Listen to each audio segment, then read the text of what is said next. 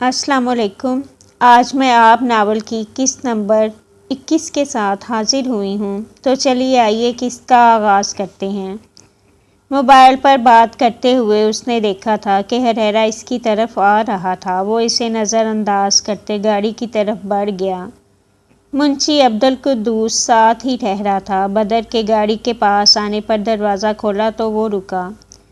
تم کل کس چیز کا کارڈ دے رہے تھے؟ اس نے موبائل لمحے بھر کو کان سے ہٹایا۔ برے رنگ کی شلوار قمیض میں وہ کہیں جانے کو تیار دکھتا تھا۔ اس کے سوال پر ڈائری کھولتا یوسف بھی رک گیا۔ وہ بدر کے سارے کام دیکھ لیتا تھا، لیکن وہ سرد مہری جو بدر نے ان کے درمیان قائم کی تھی وہ اب تک وہیں تھی۔ آج میری بیٹی کی رخصتی ہے صاحب، اسی کے لیے دعوت دینے آیا تھا، کارڈ پہلے ہی بھجوا چکا ہوں۔ وہ تیزی سے بولے کہ بدر جلدی میں تھا۔ ہریرا دروازے پر ہی رک گیا، آنکھوں میں دکھ ابھرا، لیکن وہ لوگ اس کی طرف متوجہ نہیں تھے۔ یوسف تحفہ بھجوا دے گا، اسی مصروف انداز میں کہتے وہ گاڑی کی بیک سیٹ پر بیٹھا۔ اس نے منشی کا پھیکا پڑتا چہرہ دیکھا تھا، لیکن وہ اب لوگوں کا دل رکھنے کو ہر جگہ تھوڑی جا سکتا تھا۔ میرے اسلام آباد سے واپس آنے تک یہاں معاملات دیکھ لینا۔ موبائل ہٹاتے اس نے بنا یوسف کو دیکھے کہا تو وہ صرف سر ہلا گیا۔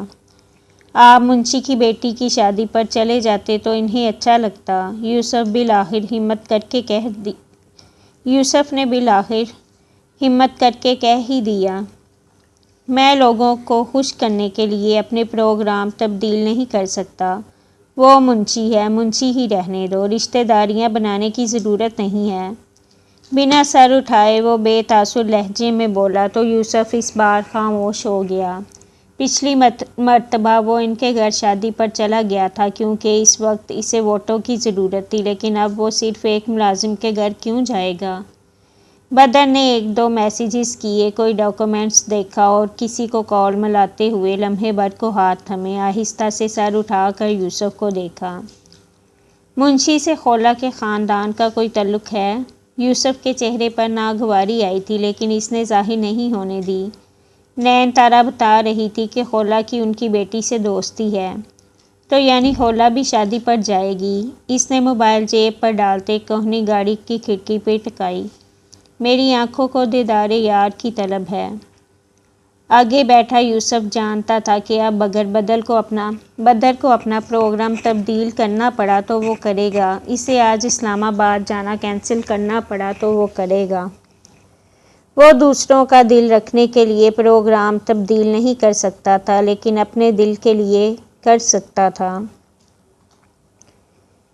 نیلے رنگ کی لمبی قمیض جو اسے ٹخنوں سے اوپر آتی تھی، اس پر ہم رنگ ٹراؤزر اور دوپٹہ اوڑھے، لمبے سیاہ گھنے بالوں کو کیچر میں باندھے، وہ دوپٹہ سر پر درست کرتے کمرے میں داخل ہوئی تو ماں جبین صوفے پر بیٹھی نظر آئی۔ خولا پانی کا گلاس اس تک لائی اور اسے تھمایا۔ بارات آ گئی؟ ابھی آئے ہیں۔ وہ صوفے پر بیٹھتی پاؤں ہیل کی قید سے آزاد کرتی دبانے لگی۔ مجھے ڈر لگ رہا ہے خولا۔ سرخ لہنگے میں وہ واقعی خوف زدہ سی لگتی تھی۔ خولا نے سر اٹھائے چھمبے سے اسے دیکھا۔ ڈر؟ کس لیے؟ تمہیں نہیں لگا تھا شادی کے وقت؟ نہیں، یا شاید اسے موقع نہیں ملا تھا۔ وہ وقت ڈر کا کہاں تھا؟ پھر اسے کچھ یاد آیا۔ اسی کمرے کے باہر کوئی زبان دراز لڑکی کسی مستقبل کے سلطان کی توہین کے مرتکب ہوئی تھی۔ سلطان نے اس لڑکی کو سزا نہیں دی تھی کیونکہ وہ اس لڑکی کے آگے خود کو ہار گیا تھا۔ تم لوگوں نے حویلی والوں کو بلایا ہے؟ اس نے اپنی ہیل واپس پہنتے دھیمی آواز سے پوچھا۔ میں جبین رک کر اسے دیکھنے لگی۔ وہ حویلی والوں میں سے کس کا پوچھ رہی تھی؟ وہ جان گئی۔ بلایا تھا، ابا خود گئے تھے، یوسف صاحب مصروف تھے تو انہوں نے معذرت کر لی، اور بدر عبداللہ اسلام آباد جا رہے ہیں، اس لیے نہیں آئیں گے۔ اس نے جواب یوں دیا تھا کہ اس کی دوست کو سوال پر پچھتانا نہ پڑے۔ خولا نے کچھ نہیں کہا، وہ اپنے ہاتھوں میں پہنی چوڑیوں کو دیکھ رہی تھی۔ ماں جبین کی بہن نے کسی لڑکی کو بلوا کر ماں جبین کے ساتھ اس کا بھی میک اپ کروا دیا تھا۔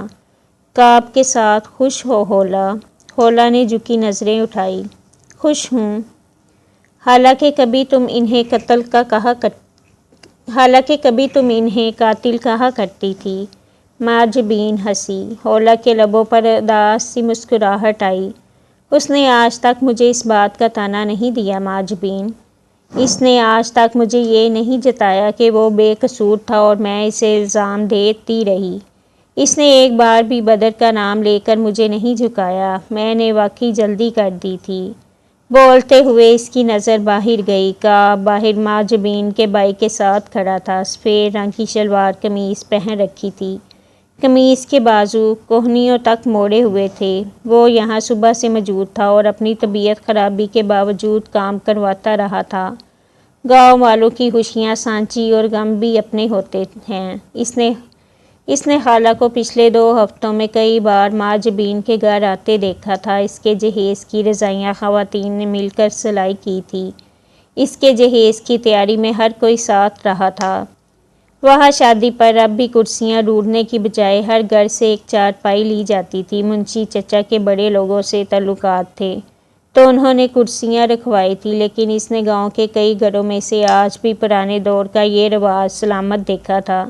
وہاں شادی ایک لڑکی کی ہوتی اور اس ایک لڑکی کی کئی مائیں اور کئی بہنیں دعا دینے کے لیے موجود ہوتی تھی۔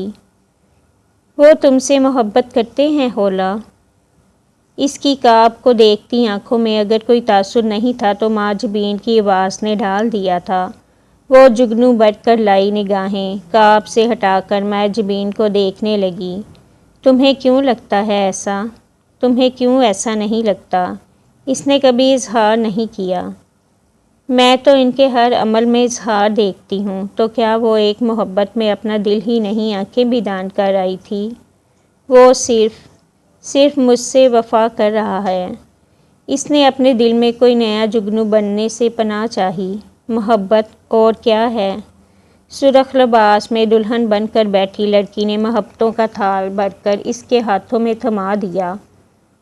وہ دیوں سے بڑی ٹوکری لے کر کھڑی تھی۔ اس کے الفاظ نے ان سب دیوں کو روشن کر دیا۔ میں اس سے نہیں کرتی محبت۔ اس نے وہ جملہ افسوس کے ساتھ کہا تھا۔ وہ اطلاع نہیں تھی، دکھ تھا۔ اسے کسی اور سے محبت ہوئی تھی اور اسے اس بات پر افسوس تھا کہ وہ کوئی اور کعب عباس کیوں نہیں تھا۔ ہو جائے گی۔ تمہیں کیوں لگتا ہے؟ کیونکہ تم نے سکے دان نہیں کیے اور مجھے جو کہانی قصہ گو نے سنائی تھی اس میں شہزادے کے سکے محافظ کے حصے میں آئے تھے۔ تو قصہ گو ہر کسی کو وہ داستان سنا گیا تھا۔ حولا بلال دلہن بن کر بیٹھی لڑکی کو دیکھتی رہی۔ پھر اس نے اپنا دوپٹہ درست کیا اور اٹھ کر باہر بڑھی۔ گلے میں جو اٹکتا تھا وہ صرف آنسو نہیں تھا۔ کعب؟ وہ پانی کے بڑے ٹب کے پاس سے گزرتا رکا۔ پیچھے سے بلانے والی دیکھا۔ وہ اپنا نیلا لباس تھامے اس کے پاس آ رہی تھی۔ وہ نیچے سگنل نہ ہونے کی وجہ سے چھت پر کال کرنے گیا تھا۔ نیچے اتر کر اسے ٹینٹ کے ذریعے گھر کو 2 حصوں میں تقسیم کیے گئے حصے سے گزر کر باہر جانا تھا۔ دوسرے حصے میں مہمان تھے اور یہ حصہ خالی تھا۔ وہاں صرف گھر والے آ جا رہے تھے۔ گھر فون کیا تم نے؟ خالہ کا بخار معلوم نہیں اترا ہوگا یا نہیں؟ میں کہہ رہی تھی کہ ہم نکاح کے فوراً بعد چلے جائیں گے۔ وہ سر سے پھسلتا دوپٹہ درست کرتی بولی۔ امی ٹھیک ہیں، فون کیا تھا نورے ماسی کو، ہمارے آنے تک وہیں رہیں گی۔ اس نے خولہ کو کوہنی سے تھام کر ٹب کے کنارے سے ہٹا کر دوسری طرف کیا تو وہ ہلکا سا مسکرا دی۔ چھوٹی بچی نہیں ہوں جو ڈوب جاؤں گی۔ ڈوب گئی تو میرا کیا ہوگا؟ دوسری لے آنا۔ پہلی والی کو تو سنبھال لوں۔ میں کون سا تمہیں تنگ کرتی ہوں؟ وہ نروٹھے پن سے بولی۔ اوہ واقعی؟ میرے موبائل فون کون چیک کرتا ہے؟ لیپ ٹاپ کی سرچ ہسٹری کون دیکھتا ہے؟ دن رات مجھ سے جھگڑے کون کرتا ہے؟ اس نے مسکراہٹ دبائی۔ لب آج کل یوں مسکراتے تھے جیسے ہر ایک مسکراہٹ کے بدلے انہیں پھول ملنا تھا۔ تم اپنی حرکتیں درست کیوں نہیں کرتے؟ جھگڑا ہمیشہ تم شروع کرتے ہو۔ لیپ ٹاپ میرے ساتھ بیٹھتے ہوئے یوں چھپاتے ہو جیسے اندر کوئی راز ہوں۔ جو مجھے معلوم ہوئے تو میں ساری دنیا کو بتا دوں گی۔ اور موبائل پر لاک کیوں لگا رکھا ہے؟ وہ نیلے لباس میں ملبوس آسمانی کے رنگ جیسی لگتی تھی، وہ سفید لباس میں ملبوس اسی آسمان پر طلوع ہوتے چاند جیسا۔ تم شک بہت کرتی ہو اور تم جواب نہ دینے کے لیے الزام دوسروں پر ڈال دیتے ہو۔ وہ خفا ہوئی۔ کوئی کعب عباس سے پوچھتا تو وہ بتاتا کہ وہ نہ روٹھی سی لگتی، وہ لڑکی اسے اپنے جسم کے لیے سانسوں جیسی لگتی تھی۔ وہ ہولا کی ناراضگی پر ہنس دیا، پھر اس کے سامنے آتے اسے دیکھا۔ جانتی ہو آج میرا دل کیا چاہ رہا ہے؟ کیا؟ کاش میں ایک سلطنت کا سلطان ہوتا اور اپنے سامنے کھڑی عورت کا صدقہ اتار کر وہ سلطنت کسی فقیر کو دان کر دیتا۔ ہولا بلال نے اس کی آنکھوں میں کوئی راز دیکھا۔ اگر وہ شخص رازوں کا امین تھا تو ایک راز پر خیانت آج جائز تھی۔ ایک سوال کا جواب دو گے؟ گاؤں کے سرسوں کے پیلے پھول اس کے لباس کے مماثل ہوئے۔ وہ دیوں بھری ٹوکری ہاتھ میں تھام گئی۔ وہ جو کہتا وہ ان دیوں کو روشن کرتے یا بجھا دیتے۔ وہ اب ٹوکری تھامے تھک گئی تھی۔ یا تو وہ ٹوکری گر جائے گی یا وہ دیے روشن ہوں گے۔ تم پوچھ لیا کرو، اجازت کی ضرورت نہیں ہے تمہیں۔ سلطنت میں آنے والا محافظ اس کے سامنے کھڑا ہاتھ پشت پر باندھے ہوئے تھا۔ اگر ہولا بلال کو کسی کی یاد آنی چاہیے تھی تو اسے کوئی یاد نہیں آیا تھا۔ نفرت محبت کی جگہ لے چکی تھی۔ مجھ سے شادی صرف میرے کہنے پر کی تھی۔ اس نے ٹوکری میں تھمے دیے سامنے کر دیے۔ کعب عباس کی آنکھوں کو دیکھتا رہا۔ کعب عباس اس کی آنکھوں کو دیکھتا رہا۔ چاند اس کی عین پشت پر تھا۔ بادشاہ کی بیٹی گردن اٹھائے اس کی رازنما آنکھوں سے ایک راز جاننا چاہتی تھی۔ نہیں، وہ دھیمے سے کہہ گیا۔ پھر کیوں؟ کعب عباس کو صدیاں لگی کوئی ایک جملہ ڈھونڈنے میں جو وہ اس عورت سے کہتا اور وہ اس ایک جملے پر ایمان لے آتی۔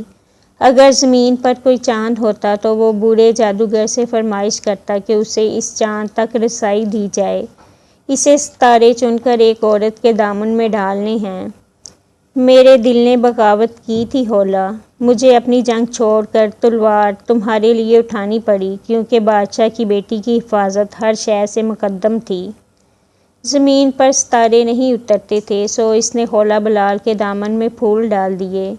صاف صاف کہو کعب، وہ اظہار چاہتی تھی۔ کعب ایک قدم آگے کو ہوا۔ وہ ہار تھی تو وہ ہارنے کو تیار تھا۔ وہ راز میں خیانت کر رہا تھا تو خائن کہلانے کو بھی راضی تھا۔ میں نے زندگی میں پہلی بار جب تمہیں سوچا تھا تو جانتی ہو کیا سوچ کر سوچا تھا؟ سیاہ آنکھوں والا مرد ظاہر کب سے ہوا؟ ہولا نے اس کی آنکھوں میں دیکھتے سر دھیرے سے نفی میں ہلایا۔ 3 حرف محبت کے، ہم دو ایک پھول۔ خواہش تمام شد۔ وہ ٹوکری میں صرف پھول نہیں کچھ اور بھی رکھ گیا۔ چند لمحے ہر طرف خاموشی رہی۔ پاس رکھے ٹب کا پانی نلاہٹ کے ساتھ خوشبودار بھی ہوا۔ 14ویں کا چاند یوں روشن ہوا جیسے ستاروں نے اس کے پاس بسیرا کر لیا ہو۔ آم کے درختوں پر کسی نے موتیے کی خوشبو انڈیل دی۔ کعب، اس کے لب پھڑ پھڑائے۔ بے یقین ہونا تھا تو وہ نہیں ہوئی تھی۔ کعب اس کی آنکھوں کو دیکھتا رہا، پھر وہ آہستہ سے ہولا کی طرف جھکا۔ میں نے تم پر دل ہار دیا۔ وہ سرگوشی صرف اس کے کان تک نہیں پہنچی تھی، کائنات کا ذرہ ذرہ اس سرگوشی کا گواہ ہوا۔ وہ جو جھک کر سیاہ آنکھوں کو دیکھتا تھا، وہ جو سر اٹھا کر سیاہ آنکھوں میں جھانکتی تھی، اس نے اعتراف کر کے ہولا بلال کے دل سے کسی کا نام مٹا دیا تھا۔ ہم بہت چھوٹے تھے ہولا، بہت چھوٹے، جب میں تمہارا خیال رکھنے لگا۔ وہ اس کی آنکھوں میں دیکھ کر کہہ رہا تھا۔ تم روتی تو میں تمہیں چپ کروانے لگتا، میں تمہیں ہنسانے کی خواہ مخواہ لطیفے سنانے لگتا، رجب تمہیں ڈیر و کام دیتا اور میں چپکے سے کر دیتا۔ تم ہمارے گھر آتی تو میں گلی میں کرکٹ کھیلتے دوستوں کو چھوڑ آتا۔ پھر ہم بڑے ہوئے اور میں تمہیں دیکھنے کے بہانے ڈھونڈنے لگا۔ تم کسی منظر کو دیکھتی اور میرا ہر منظر تم ہو جاتی۔ میں نے بنائی کھو دی اور ایک تم نظر آنے لگی۔ میں نے سماعت کھو دی اور صرف تمہیں سننے لگا۔ وہ دن تھے جب میں نے جان لیا کہ محبت ہولا بلال کے نام کے ساتھ مجھ پر اتری ہے۔ کبھی اعتراف نہیں کیا کیونکہ میں حدود کا قائل ہوں۔ تم سے کچھ کہتا تو حد توڑ دیتا۔ اس نے ایک لمحے کو بھی نظر اس کی آنکھوں سے نہیں ہٹائی تھی۔ وہ ایک لمحے کو بھی اس کی آنکھوں کے علاوہ کہیں اور نہ دیکھ سکی۔ اب کیوں اعتراف کر رہے ہو؟ کیونکہ پہلے تم نامحرم تھی، اب محرم ہو۔ سحر ٹوٹ گیا۔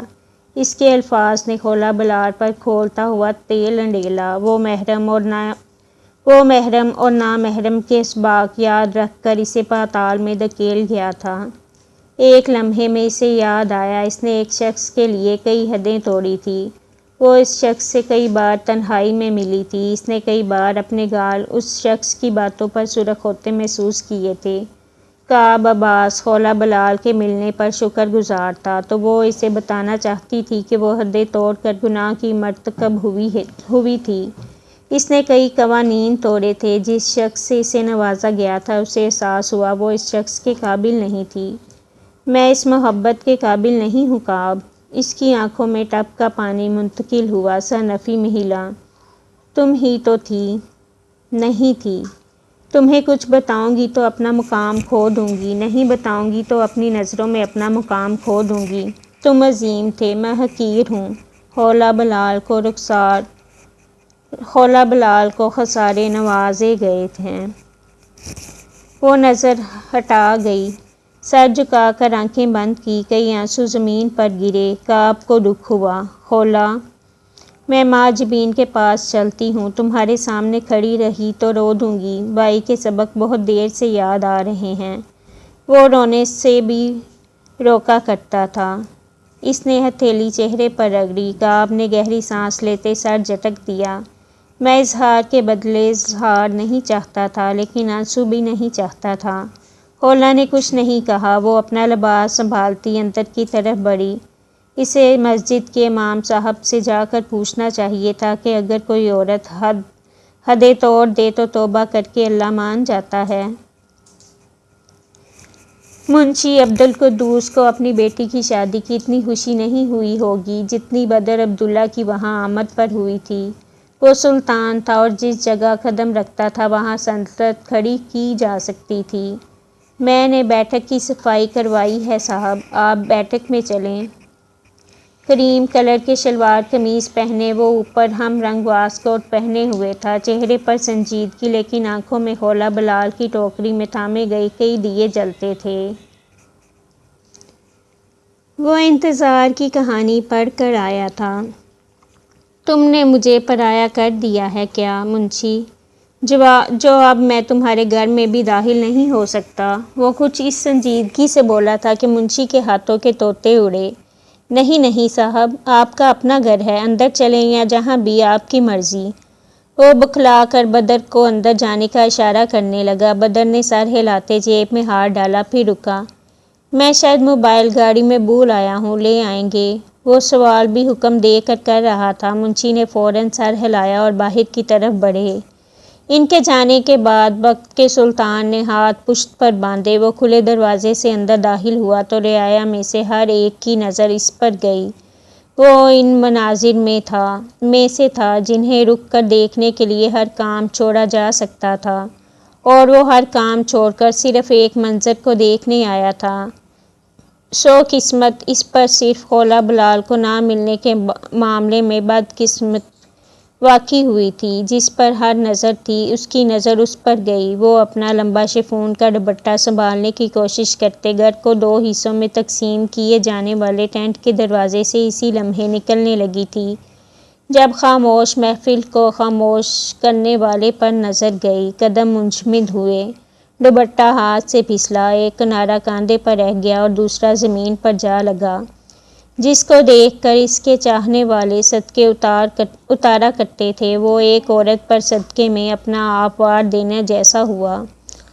وہ سیاہ بالوں والی لڑکی چہرے پر لٹ کی صورت آتے اپنے بال سمیٹ لے تاکہ جو سانس اس کے سینے میں اٹکی تھی وہ سینے سے باہر نکلتی۔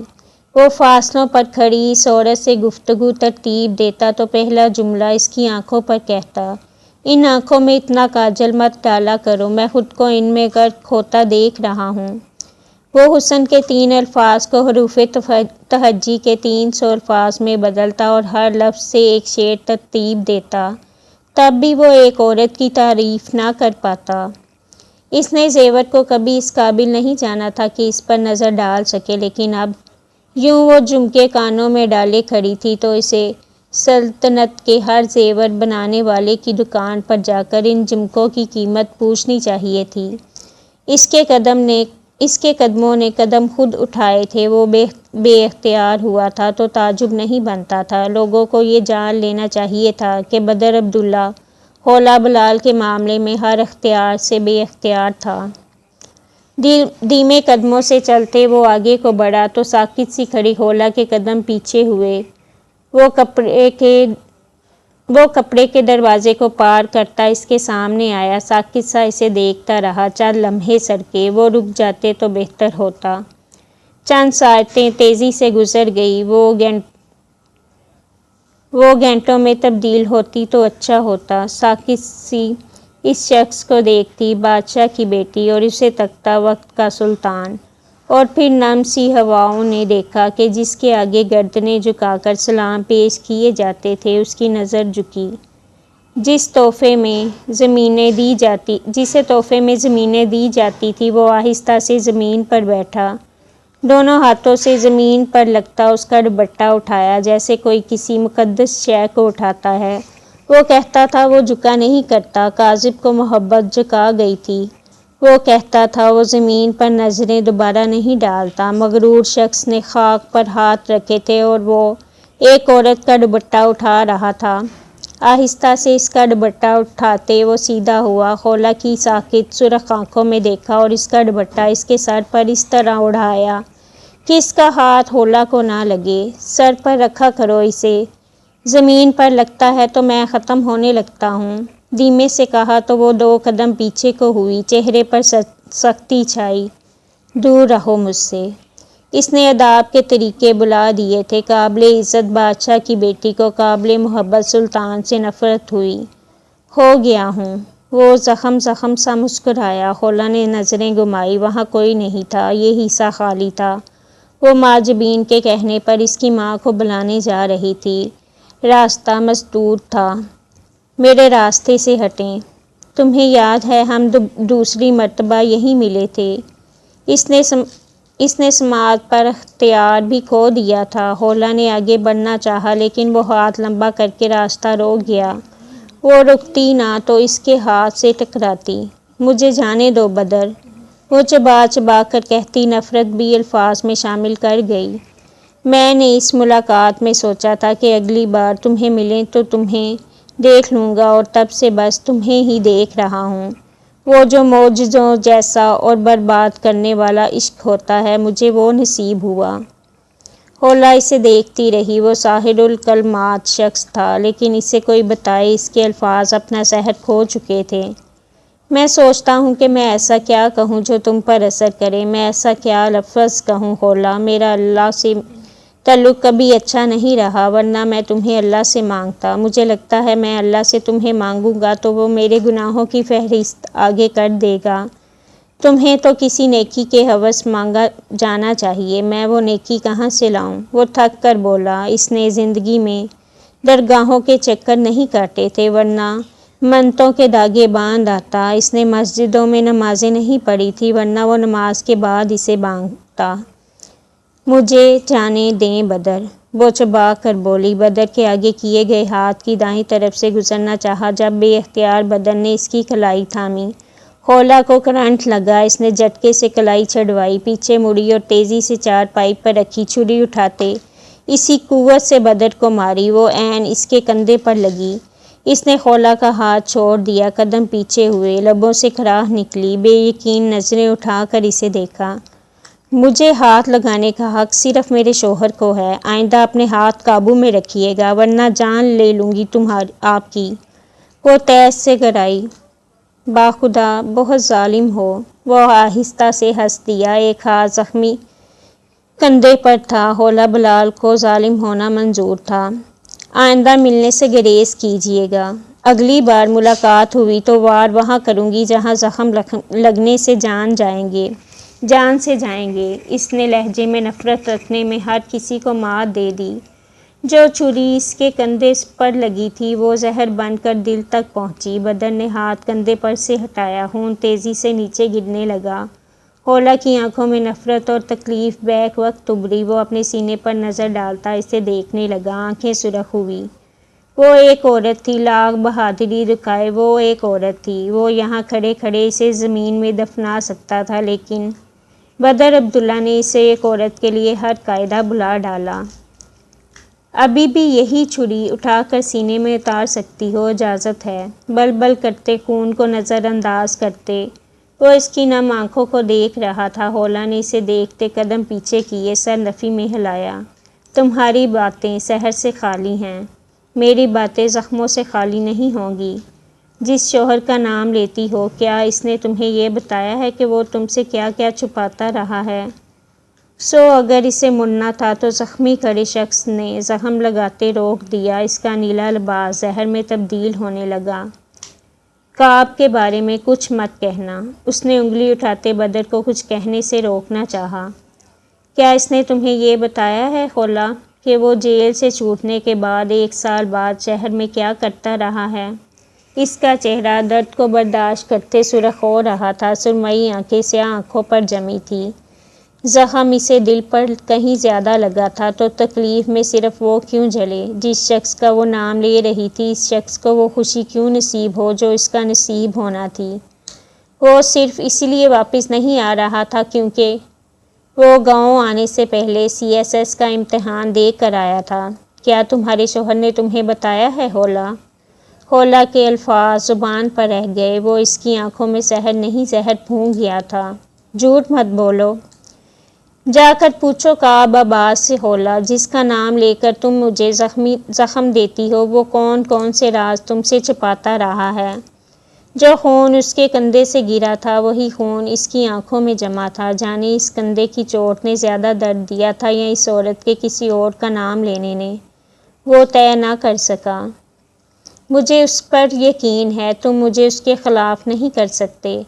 اگر اس نے چھپایا بھی ہے تو کسی وجہ سے ہی چھپایا ہوگا۔ وہ کام جاتی آواز کو مضبوط رکھنے کی کوشش میں آنکھیں نم کر گئی۔ بدر ہونٹ بیچے آگے کو ہوا۔ جا کر پوچھو اس سے خولا، کیونکہ مجھے نہیں لگتا یہ وہ واحد راز ہے جو وہ چھپا رہا ہے۔ خولا نفی میں سر ہلاتی دور ہٹی۔ میں لعنت بھیجتی ہوں تمہاری سازشوں پر۔ میں نے خود کو تمہارے الفاظ سے آزاد کر دیا ہے، پھنکار کر کہتے وہ مڑ گئی۔ خود کو آزاد کر کے کوئی اسم پڑھ کر مجھ پر بھی پھونک دو تاکہ میں تمہارے سحر سے نکل سکوں، ورنہ میں تو خود کو جان سے جاتا ہوا دیکھ رہا ہوں۔ وہ بڑبڑایا۔ پیچھے سے اس کا موبائل لاتا منشی گھبرا کر آگے کو ہوا۔ بدر کے ہاتھ خون سے سرخ تھے۔ صاحب، آپ ٹھیک ہیں؟ لمحوں میں اس کے ارد گرد لوگ جمع ہوئے۔ بدر عبداللہ زخمی تھا اور زخم دینے والا کہاں تھا؟ ٹھیک ہوں، ڈرائیور سے کہیں گاڑی نکالیں، جانا ہے مجھے۔ کسی نے کپڑا تھمایا تو اس نے وہ کپڑا کندھے پر رکھ دیا۔ جانے چھری کا درد زیادہ تھا یا جس نے چھری ماری تھی اس کے الفاظ کا؟ میں چلتا ہوں ساتھ۔ منشی صاحب گھبرا رہے تھے۔ ان کے گھر میں بدر عبداللہ پر جان لیوا حملہ ہوا تھا، بات چھوٹی نہیں تھی۔ ٹھیک ہوں، اب شادی دیکھیں۔ حملہ آور کون تھا؟ اس نے جواب نہیں دیا۔ کپڑا کندھے پر باندھ کر وہ اٹھا، ایک نظر اس کمرے کی طرف ڈالی، پھر وہ ایک نظر بنا کسی نظر میں آئے واپس پلٹ گئی۔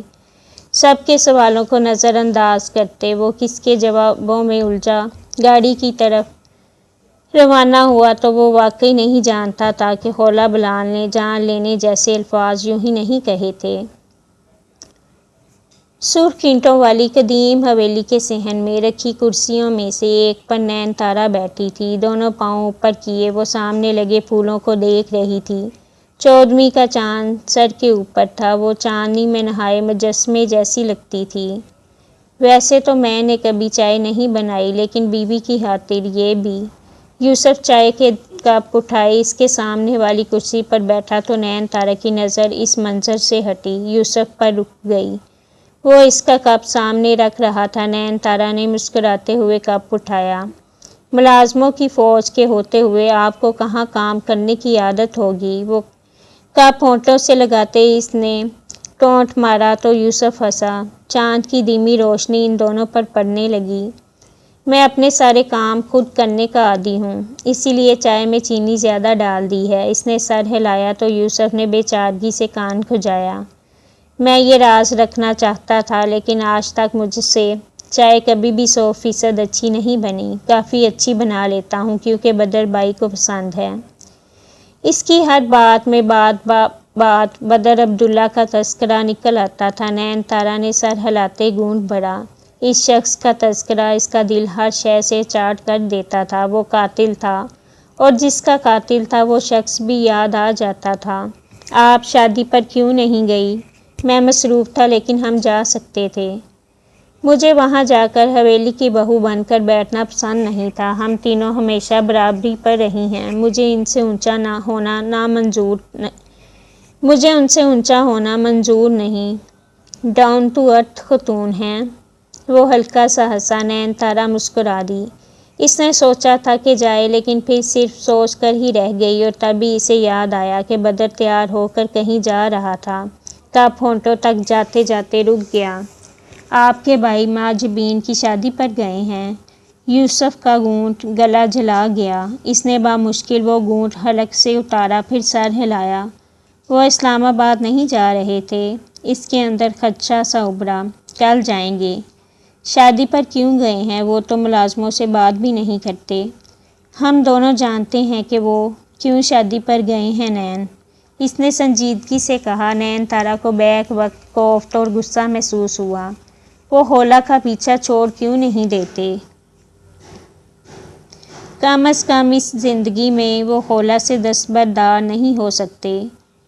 اتنا کنٹرولنگ مائنڈ کیوں ہے آپ کے بھائی کا؟ اسے عورت کی ناسمجھ کیوں نہیں آتی؟ وہ صرف ایک عام عورت نہیں ہے نین، وہ بھائی کی محبت ہے۔ محبت کے علاوہ بھی ہم دونوں جانتے ہیں کہ بدر عبداللہ کو نہ سننے کی عادت نہیں ہے۔ وہ غصے اور خفگی سے پیچھے کو ہوئی۔ یوسف کچھ دیر خاموش رہا۔ کپ میز پر رکھتے اس نے ایک تھکی سی سانس خارج کی۔ ان کے اندر یہ عادت دادا نے ڈالی ہے۔ بھائی گھر کی پہلی اولاد تھے، لاڈلی اور خودسر اولاد جس کی ہر خواہش پوری کی جاتی ہے، اور جب آپ نے بچپن سے نہ سنی ہو تو آپ کے اندر یہ بات بیٹھ جاتی ہے کہ آپ کو نہ نہیں کی جائے گی۔ بھائی کے اندر بھی بیٹھ گئی۔ دادا نے انہیں کسی شہزادے کی طرح پالا تھا۔ وہ جب تک زندہ رہے بھائی کو خودسر بنا گئے لیکن انہوں نے بھائی کو برا نہیں بنایا تھا۔ وہ لمحے بھر کو چپ ہوا۔ نین تارا خاموشی سے اسے سنتی رہی۔ اسے بدر عبداللہ کی داستان میں دلچسپی نہیں تھی لیکن وہ یوسف کو سننا چاہتی تھی۔ بھائی 16 سال کے تھے جب دادا کی وفات ہوئی۔ میرے بابا نے میری امی سے چھپ کر شادی کی تھی۔ دادا کی وفات کے بعد وہ مجھے حویلی لائے اور تب میں نے بھائی کو جانا۔ وہ تب بھی ایسے نہیں تھے۔ جن دنوں میں حویلی آیا ان دنوں وہ بہت خوفزدہ رہتے تھے، ڈرے سہمے سے۔ میں نے کئی بار چھوٹی امی کو بابا سے جھگڑتے سنا تھا۔ وہ بھائی کے لیے لڑتی تھی کیونکہ بابا انہیں غلط چیزیں سکھا رہے تھے، وہ انہیں قاتل بنا رہے تھے۔ انہی دنوں بدر بھائی کی امی کی ڈیتھ ہوئی۔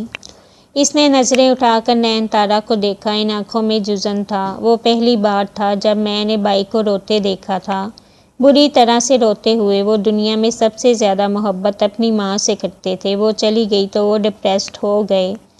میں ان کے ساتھ رہتا لیکن میں ان کی ماں کی کمی پوری نہیں کر سکتا تھا، اور وہ دن تھے جب بابا نے بھائی کو اپنی مرضی کے سانچے میں ڈالا۔ انہوں نے بھائی کو ہر وہ شے سکھائی جو آپ کو آج ان میں نظر آتی ہے۔ یہ بابا تھے جنہوں نے بھائی کو سکھایا کہ مار دو ورنہ مار دیے جاؤ گے۔ یہ بابا تھے جنہوں نے بھائی کو سکھایا کہ یہ زمینیں ان کی ہیں اور وہ ان کے حاکم۔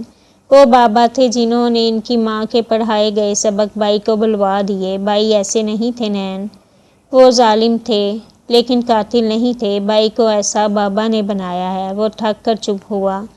نین تارا اسے کئی لمحے دیکھتی رہی، پھر اس نے گہری سانس لی۔ میں اس کہانی سے متاثر نہیں ہوئی یوسف، وہ بے تاثر سا بولی تھی۔ یوسف کو اس جواب کی امید نہیں تھی۔ یہ کہانی نہیں ہے۔ یہ کہانی ہی ہے۔ آپ مجھے اپنی بائی کی غلط اعمال کی جسٹیفیکیشن دینے کی کوشش کر رہے ہیں۔ آپ کے بقول بدر عبداللہ کو آپ کے دادا نے ظالم بنایا۔ میں مان لیتی ہوں وہ تب چھوٹا تھا تو ان کی تربیت غلط کی گئی، لیکن آپ کا بھائی قاتل اپنی مرضی سے بنا ہے۔ 16-17 سال کا لڑکا اتنا چھوٹا نہیں ہوتا کہ اسے زبردستی بندوق تھمائی جائے۔ آپ کے بھائی کے ساتھ بھی زبردستی نہیں کی گئی تھی۔ مجھے یقین ہے آپ کے بابا نے آپ کو بھی یہ سب سکھانا چاہا تھا یا نہیں؟ اس نے سنجیدگی سے کہتے یوسف کو دیکھا تو وہ سر ہلا گیا۔ وہ یکٹک نین تارا کو دیکھ رہا تھا۔ اور آپ نے منع کر دیا کیونکہ آپ یہ سب نہیں چاہتے تھے۔ بدر عبداللہ چاہتا تھا۔ وہ ظالم بنا کیونکہ یہ اس کا اپنا انتخاب تھا۔ وہ قاتل بنا کیونکہ یہ اس کی اپنی مرضی تھی۔ غلط کاموں کو جسٹیفائی کرنا چھوڑ دیں کہ کسی کا بچپن ٹراما میں گزرا تو وہ ویلن بن گیا۔ اس کے ساتھ غلط کیا گیا تو اس نے غلط کرنا شروع کر دیا۔ ہر کسی کے ساتھ غلط ہوتا ہے اور آپ کے بھائی سے زیادہ ہی ہوتا ہے، لیکن وہ ویلن نہیں بنتے۔ ہاں، آپ مان لیں کہ آپ کا بھائی ویلن ہے اور وہ ایسا اپنی مرضی سے ہے۔ گویا اسے بدر عبداللہ سے کسی طرح کی ہمدردی نہیں تھی۔ یوسف خاموش تھا، چپ چاپ، ساکت سا۔ اسی لمحے گیٹ سے گاڑی اندر آتی دکھائی دی۔ پورچ میں رکتے کسی نے دروازہ کھولا تو اندر سے بدر باہر نکلا۔ ان دونوں کی نظر بدر پر گئی۔ وہ کندھے کو تھامے ہوئے تھا اور اس کی سفید قمیض سرخ تھی۔ یوسف کا دل دھک سے رہ گیا۔ وہ تیزی سے اٹھا اور بدر تک گیا۔ نین تارا وہیں بیٹھی رہی، آنکھوں میں دکھ ابھرا، لیکن وہ بدر کے لیے نہیں تھا۔ اس نے جان لیا تھا کہ یوسف عبداللہ بدر عبداللہ سے اندھی محبت کرتا ہے اور کوئی بھی چیز اسے اس کے بھائی کے خلاف نہیں کر سکتی۔ کمرے میں صوفے پر بیٹھے بدر کی قمیض کندھے سے ہٹی ہوئی تھی، ٹانگ پر ٹانگ جمائے۔ اس کی رعونت میں ذرا بھی فرق نہیں آیا تھا۔ ہونٹ بھینچے ہوئے تھے اور آنکھیں سرخ تھیں۔ آپ کو ہاسپٹل چلنا چاہیے سر، زخم گہرا لگتا ہے۔ ڈاکٹر نے ڈرتے ڈرتے ایک بار پھر مشورہ دیا تھا۔ ضرورت نہیں ہے، خواہ مخواہ بات پھیل جائے گی۔ اس نے ایک ہاتھ سے ماتھا مسلا۔ بال ماتھے پر بکھرے تھے۔ نہ آپ ہاسپٹل جانا چاہتے ہیں، نہ پولیس میں رپورٹ درج کرانا چاہتے ہیں۔ ایسی بھی کیا وجہ ہے بھائی؟ اس کے سامنے کھڑے یوسف نے اس بار سنجیدگی سے پوچھا۔ بدر نے جواب نہیں دیا۔ ڈاکٹر پٹی کر کے فارغ ہوا تو اس نے قمیض کندھوں پر درست کی، پھر یوسف کو دیکھا۔ ڈاکٹر کو چھوڑ کر آؤ، کمرے میں دوبارہ مت آنا، میں آرام کرنا چاہتا ہوں۔ آپ خود پر اٹھنے والی انگلی بھی توڑ دیتے ہیں بھائی، لیکن یہاں خاموش ہیں، اسے بچا رہے ہیں نا؟ میں جانتا ہوں یہ چوٹ کس نے دی ہے۔ وہ چہرے پر نفرت سی لایا تھا۔ جو کہا ہے وہ کرو یوسف، سوال کرنے کی اجازت نہیں دی تمہیں۔ بدر اس بار سختی سے بولا۔ یوسف بہت کچھ کہنا چاہتا تھا لیکن سر ہلا دیا۔ ڈاکٹر اس دوران خاموشی سے اپنا سامان لے کر کھڑا ہو چکا تھا۔ یوسف کے جانے کے بعد اس نے تھک کر سر صوفے پر رکھا۔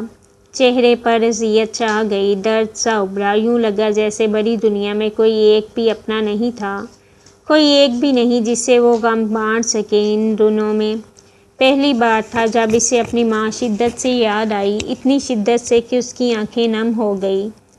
آپ کے بعد وہ دوسری عورت ہے جسے میں نے اس حد تک چاہا ہے موم، اس حد تک کہ مجھے لگتا ہے کہ وہ نہ ملی تو مر جاؤں گا، لیکن وہ بھی مجھ سے چھن گئی۔ مجھ سے میرے محبوب لوگ ہمیشہ چھن جاتے ہیں۔ دھیمے سے بڑبڑاتے اس نے آنکھیں بند کر لی۔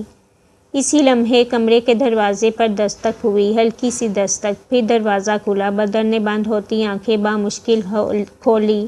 ہریرا دروازہ کھولتا اندر داخل ہو رہا تھا۔ بدر سیدھا ہوا، کندھے میں درد سا اٹھا۔ اس نے ہونٹ بھینچ لیے۔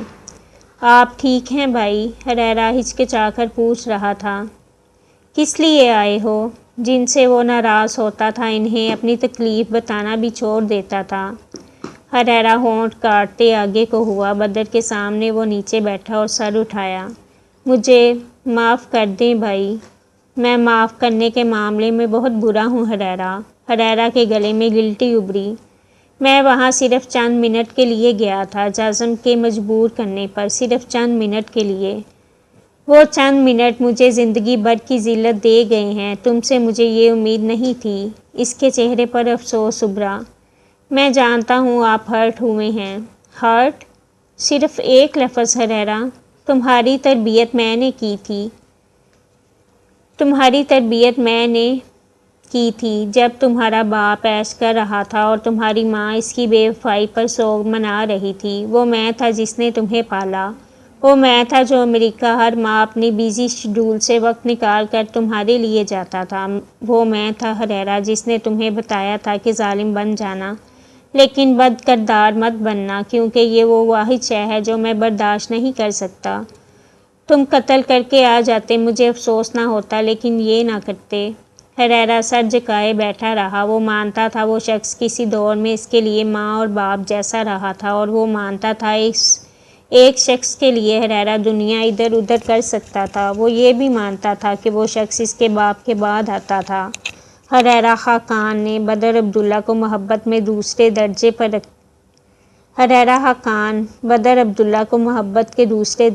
رکھتا تھا، اور اگر بدر عبداللہ جان جاتا کہ یہاں بھی محبت اس کے حصے میں دوسرے مقام پر آئی تھی تو آپ جو کہیں گے میں کروں گا، بس مجھے معاف کر دیں۔ بدر اسے دیکھتا رہا، پھر وہ صوفے پر سے اٹھا۔ حریرہ جٹ آگے ہوا، لیکن اس نے ہاتھ اٹھا دیا۔ اس لڑکے سے دوستی توڑو سب سے پہلے، پھر ہم بات کریں گے۔ میری اس سے دوستی نہیں ہے، میں رابطہ بھی ختم کر چکا ہوں جازم سے۔ میں جازم کی نہیں، کعب کی بات کر رہا ہوں۔ وہ جاتے جاتے پلٹا تھا۔ کعب کی؟ حریرہ حیرانی سے کھڑا ہوا۔ جو دوست آپ کے رازوں کی حفاظت نہ کر سکیں، اس سے دوستی توڑ دینی چاہیے۔ وہ بیڈ سائڈ ٹیبل کی دراز سے گولیاں نکالنے لگا۔ اسے اس وقت سونا تھا، اس درد سے زیادہ کسی اور درد سے نجات چاہیے تھی۔ آپ کیا کہنا چاہتے ہیں بھائی؟ حریرہ الجھا۔ بدر نے گلاس اٹھا کر گولی منہ میں رکھی، پھر گھونٹ بھر کر گلاس واپس رکھا۔ اگر وہ میرے سامنے بیٹھ کر تمہاری ویڈیو دکھا کر مجھے دھمکا سکتا ہے تو کل کو تمہیں بھی بلیک میل کر سکتا ہے۔ وہ بیڈ پر نیم دراز ہوا، پھر نظر اٹھائی۔ ششدر ٹھہرا حریرہ بے یقین سا۔ آپ کو کعب نے میری ویڈیو دکھائی ہے؟ وہ بے یقین تھا۔ بالکل، تھانے میں بیٹھ کر وہ مجھے دھمکا رہا تھا کہ اگر میں نے اسے رہا نہ کروایا تو وہ یہ ویڈیو وائرل کر دے گا۔ مجھے اپنی بدنامی کا ڈر نہیں تھا حریرہ۔ تمہاری ویڈیو سامنے آتی تو تمہارے لیے مسئلہ ہوتا۔ وہ سنجیدگی سے کہہ رہا تھا، گویا اس دنیا میں حریرہ خاقان کا واحد محسن وہی تھا۔ حریرہ چند لمحے ششدر سا اسے دیکھتا رہا، پھر وہ آہستہ سے مڑ گیا۔ اس کے جانے کے بعد بدر نے آنکھیں بند کر لی۔ کعب عباس نے غلط شخص سے جنگ چھیڑی تھی۔